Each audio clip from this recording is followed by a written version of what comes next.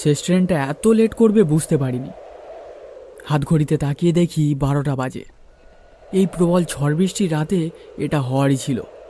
Rail লাইনের সামনে নাকি একটা বড় মোটা গাছ পড়ে গেছিল, তাই এত দেরিতে ট্রেনটা ছাড়লো। আজ ট্রেনটা ছাড়বে আশা ছিল না আমার। যাই হোক, এবার চাপাডাঙ্গা পর্যন্ত পৌঁছতে পারলেই বাঁচি। ভাগ্যিস ছাতাটা সঙ্গে ছিল আমার। ছাতা মাথায় দিয়ে এগোতে থাকলাম সামনের দিকে। এই ঝড়জলের রাতে কোনো রিক্সা পাবো না আমি নিশ্চিত, তাই আর রিক্সা স্ট্যান্ডের দিকে না গিয়ে সোজা পথ দিয়ে চলতে থাকলাম। কিছু দূর এগিয়ে জনমানব শূন্য ফাঁকা রাস্তায় হাঁটছি। হঠাৎ কানে একটা আওয়াজ এলো, ও বাবু, চা খাবেন নাকি? সামনে তাকিয়ে দেখি একটা চায়ের দোকান। যা বাবা, এই চায়ের দোকানটা আবার কোথা থেকে উদয় হলো? আগে তো দেখিনি কখনো। একটু অবাকই হলাম। অবশ্য না দেখারই কথা, শেষবার চাপাডাঙ্গায় গিয়েছিলাম এই পথ দিয়ে, তা প্রায় 1 বছর আগে। হয়তো নতুন দোকান করেছে লোকটা, কিন্তু এত রাত অবধি দোকান খুলে রেখেছে। কোনো খরিদ্দার নেই, খরিদ্দার তো দূরের কথা, কোনো জনমানব পর্যন্ত নেই। এই ঝড়জলের রাতে দোকান খুলে রেখেছে ভেবে একটু অবাকই হলাম। হয়তো এই দোকানেই থেকে যাবে আজ রাতে। হ্যাঁ দাদা, 1 কাপ চা দিন তো। বেশ গরম গরম দেবেন বুঝলেন, বড্ড শীত শীত করছে। আজ্ঞে বাবু, এখনই বানিয়ে দিচ্ছি। এতক্ষণে বৃষ্টিটা থেমেছে। মাথাটা মোছা হয়নি। পকেট থেকে রুমালটা বের করে মাথাটা মুছে নিলাম। আমার আবার সর্দির ধার, মাথায় জল বসলেই বেদম কাশি শুরু হবে। এই নেন বাবু আপনার চা।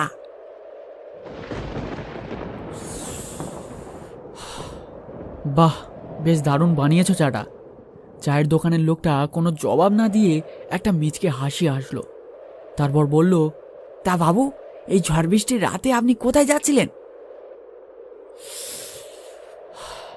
চাপাডাঙ্গায়। কি বলছেন বাবু, সে তো এখনো অনেক দূরের পথ। আপনি হেঁটে পৌঁছাবেন কি করে? তাই তো ভাবছি। আচ্ছা ভাই, চাপাডাঙ্গায় পৌঁছাবার কোনো শর্টকাট নেই? চায়ের দোকানের লোকটা আমার এই কথা শুনে একটা মিচকে হাসি হাসলো, যেন সে আমার মুখ থেকে এই কথাটা শোনার অপেক্ষায় ছিল। হ্যাঁ বাবু, আছে তো। খেয়াঘাট। খেয়াঘাট? সেটা আবার কোন দিকে? আমি তো রাস্তা চিনি না, কিভাবে পৌঁছাবো সেখানে? আরে বাবু, আপনি চিন্তা করতেছেন কেন? বেশি দূরের পথ নয়। আপনি আপনি এই সামনের পথ ধরে গেলেই দেখতে পাবেন খেয়াঘাট। সেখানে দেখবেন একজন নৌকা নিয়ে বসে আছে। আপনি তার নৌকায় উঠে পড়বেন, সে আপনাকে চাপাডাঙ্গায় পৌঁছে দেবে। এত রাতে কেউ নৌকা নিয়ে খেয়াঘাটে বসে থাকবে? মজা করছো আমার সাথে? আরে বাবু, আমি আমি ছোট মানুষ, আমি আপনার সাথে মজা করব কেন? আপনি খেয়াঘাটে গিয়ে দেখবেন ওখানে নিবারণ খুঁড়ো বসে আছে তার নৌকা নিয়ে। এত রাতে সে একাই দাঁড় টানে সেই ফেরিতে। বলছো? তবে ঠিক আছে, গিয়েই দেখা যাবে। শুধু বৃষ্টিটা আবার না এলেই বাঁচি। আকাশটা তো আবার ধরে আসছে, কি যে হবে কে জানে। চায়ের কাপটা ফেলে দিয়ে দোকানদারকে টাকাটা দিতেই সে একটু হেসে টাকাটা নিয়ে নিল। তাহলে চলি আমি, বুঝলেন? আর দেরি করা ঠিক হবে না। চা বিক্রেতা লোকটি সম্মতিসূচক মাথা নাড়ল। আমি জোরে পা চালিয়ে সামনের দিকে এগোতে থাকলাম।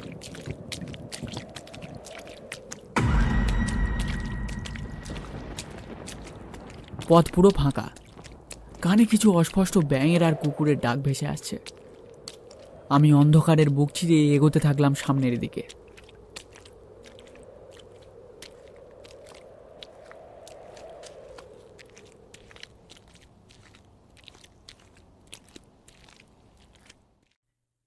কিছু দূর এগিয়ে দেখি সামনেই একটা ঘাট। ঘাটের একদম সামনেই একজন তার নৌকা নিয়ে বসে আছে। এটাই হয়তো সেই খেয়াঘাট। আমি একটু উচ্চস্বরে ডেকে বলি, ও মাঝি ভাই, চাপাডাঙ্গায় যাবে নাকি? হ্যাঁ বাবু, নৌকাতে উঠে আসুন। আমার মনে হলো লোকটি যেন আমার অপেক্ষাতেই বসেছিল এতক্ষণ। হঠাৎ আমার ঠিক পাশ থেকে একটা কুকুরের ডাক শোনা গেল। তাকিয়ে দেখি একটা কালো কুকুর ডেকে চলেছে। কুকুরটার দৃষ্টি ঠিক আমার দিকে, সে যেন আমায় কিছু বোঝানোর চেষ্টা করছে।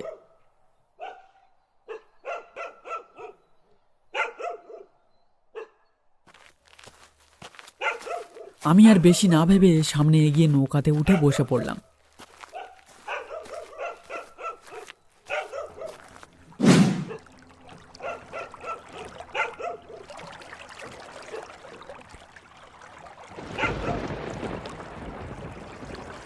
নৌকার মাঝিটার একটা চোখের মনি নেই, সেটা এখনই নজরে পড়ল।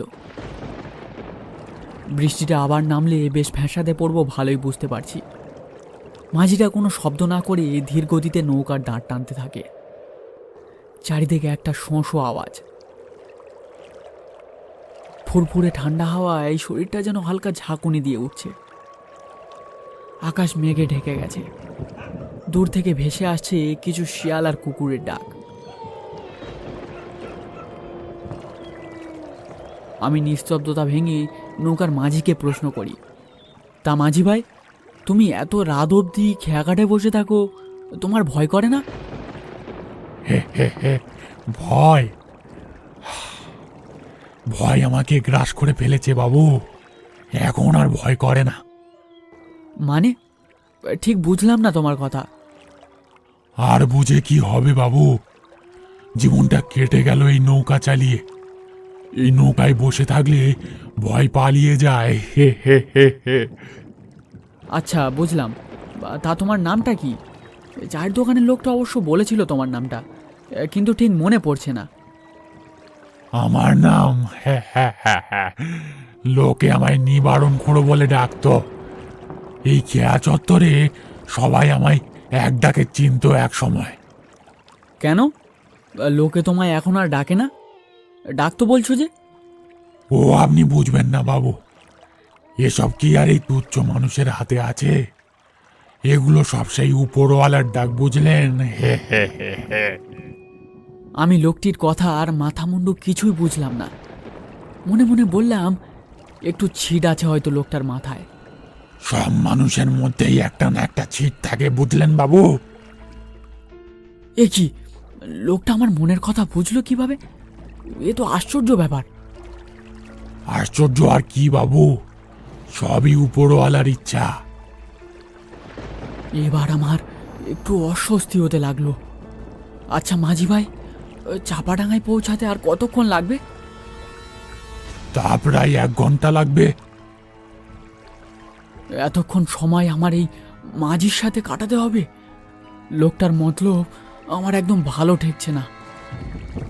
মতলব আমাদের মতো গরিবদের থাকে না বাবু, ওসব শহরের লোকেদের থাকে। ছেলেটা কি দোষ করেছিল? একটা সাদাসিধে ছেলে, তার দোকান ছিনিয়ে তাকে মেরে ফেললো ওই আপনাদের শহরের লোক। কার কথা বলছো তুমি? কে কে কাকে মেরেছে? আপনি যার থেকে আর চা খেলেন তার কথা বলছি গো বাবু, ফটিক। ছেলেটা বড্ড ভালো ছেলে ছিল। আপনাদের শহরের এক খারাপ লোকের নজরে পড়ল, ওর দোকানটা মেরে ছিনিয়ে নিল। দোকানটা গো বাবু, মেরে ছিনিয়ে নিল। কি আজে বাজে বকছো বলো তো? একটা জ্যান্ত মানুষকে মেরে ফেলছো? আমি দিব্যি চা খেলাম, ওই কি নাম, হ্যাঁ ওই ফটিক ছেলেটার থেকে, আর তুমি বলছো ও মৃত? আজব লোক হে তুমি। নিয়তি গো বাবু, নিয়তি।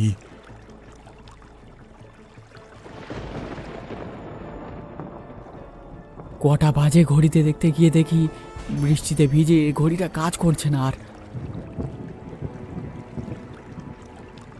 আকাশে বিদ্যুৎ চমকাচ্ছে মাঝে মাঝে। উফ, এও এক জ্বালা। কেন যে মরতে কালই বেরিয়েছিলাম, নেহাত বন্ধুর শরীর খারাপ, না হলে।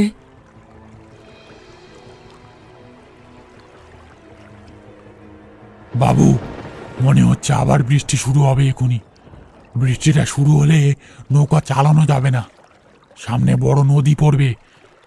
এইখানে নৌকাটা রাখি। চারিদিকে ছোট বড় গাছের সার আর ঘুটঘুটে অন্ধকারে কিছুই ভালোভাবে দেখা যাচ্ছে না। নৌকোতে যে লণ্ঠনটা ছিল সেটা নিভু নিভু করছে, বোধহয় কেরোসিন তেল ফুরিয়ে আসছে।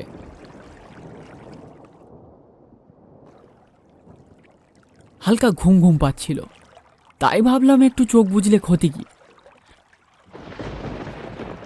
মাঝির জায়গাটা লক্ষ্য করে নৌকায় লম্বালম্বিভাবে শুয়ে পড়তেই কিছুক্ষণের মধ্যে এই ঘুমে চোখ জুড়িয়ে এলো।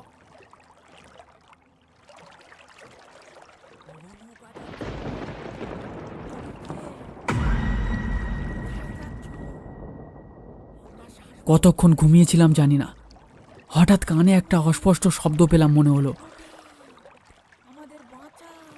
ওগো নৌকা যাত্রী, তুমি কে? কোথায় যাচ্ছ?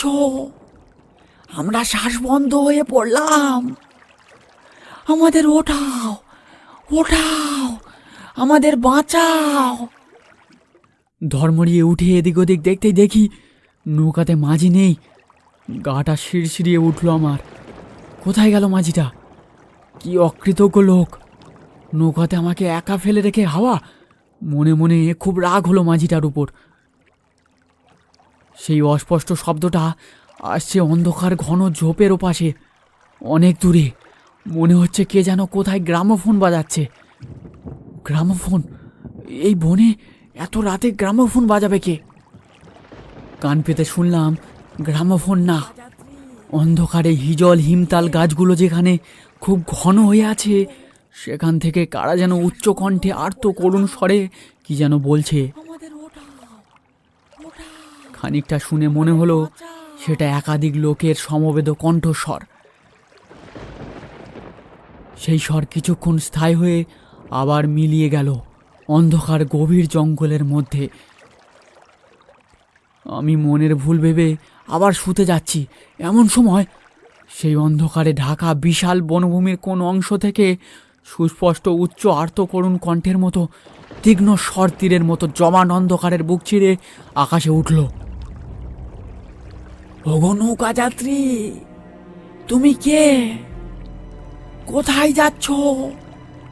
আমরা শ্বাস বন্ধ হয়ে পড়লাম, আমাদের ওঠাও, ওঠাও, আমাদের বাঁচাও। ভয় যত না হোক, বিস্ময়ে আমি কেমন যেন একটা হয়ে গেছিলাম। এ কোন অদৃশ্য শক্তি এমন আর্তস্বরে সাহায্য চাইছে আমার থেকে? আমি ভীত কণ্ঠে বললাম, কারা হে তোমরা? আমি কিভাবে তোমাদের সাহায্য করব? এটা বলার সাথে সাথেই সামনের জলের উপরে গাছপালার সামনে দিয়ে কিছু আবছায়া অবয়ব মূর্তিমান হতে শুরু করলো। তারা যেন আমায় ডাকছে তাদের কাছে। নেমে পড়ো, নেমে পড়ো, জলে নেমে পড়ো, চলে আসো আমাদের কাছে, আমাদের উদ্ধার করো। তাদের গলার স্বর যেন একটা নেশার মতো গ্রাস করে ফেলেছে আমাকে।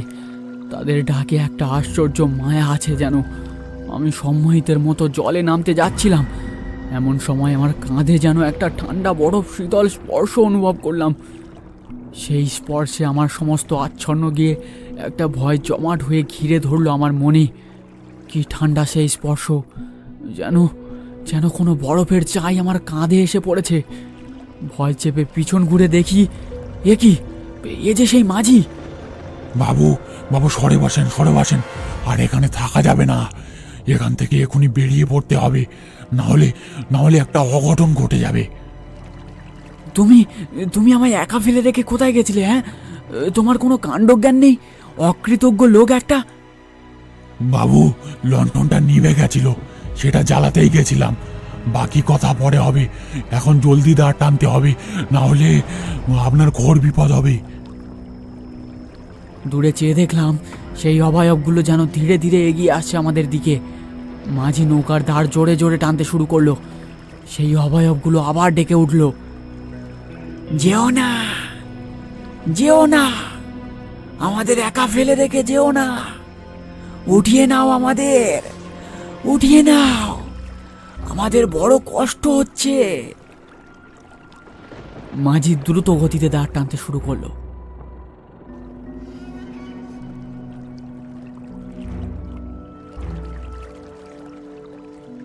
একসময় আমরা সেই বনভূমি ছাড়িয়ে বড় নদীতে এসে পৌঁছালাম।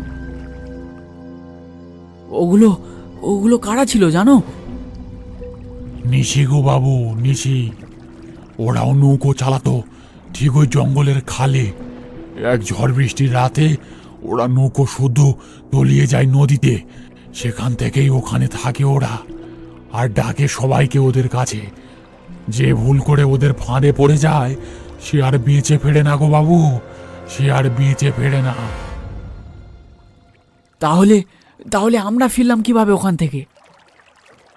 আহ, সবই উপরওয়ালার ইচ্ছা। তুমি তুমি ওই ঘুটঘুটে অন্ধকারে কিভাবে আর কোথায় লন্ঠনটা জ্বালাতে গেছিলে? ওসব কথা থাক বাবু। কি বলেন তো বাবু? মায়া, মায়া, নৌকো চালানোর একটা মায়া, ও আপনি বুঝবেননি।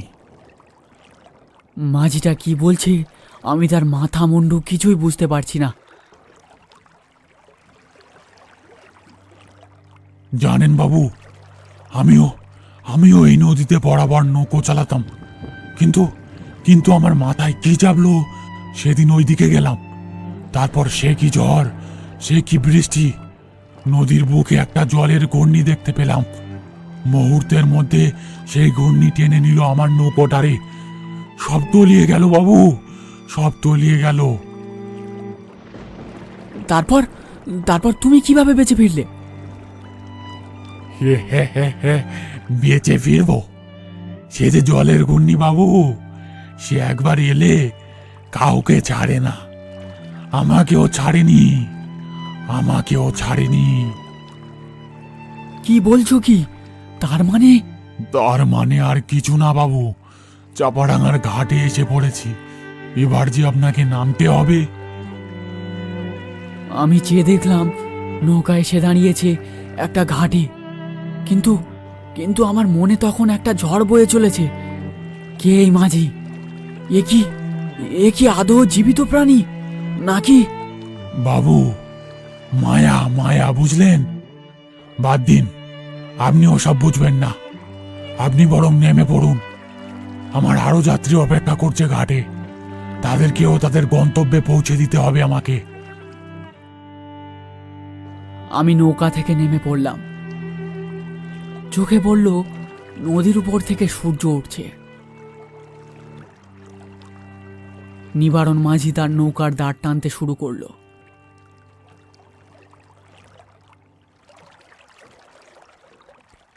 ধীরে ধীরে নদীর মধ্যে মিলিয়ে গেল যেন তার নৌকাটা।